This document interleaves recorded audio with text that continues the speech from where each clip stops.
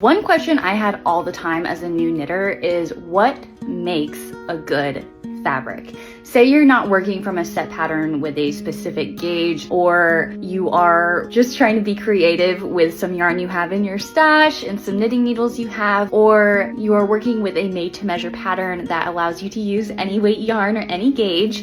How do you know what is a good fabric to work with? And the answer is drape. Drape is everything. Let me just show you what I mean. I was just knitting up my gauge swatch for the Staple Tea knit along. I started off with 4.5 millimeter needles for this DK weight yarn, and I was worried as I was knitting it up that it might be a little see-through. So I put it on pause and I started up a new gauge swatch with 4 millimeter needles. As I was knitting it up, I'm like, this is just gonna be too stiff, it's too heavy. I'm just gonna hold them up for you to see. And it's very subtle, but you can tell the one with the 4 millimeter has just a little more drape. There's a little more movement there, where this one is definitely more stiff. See, like I'm gonna bend it.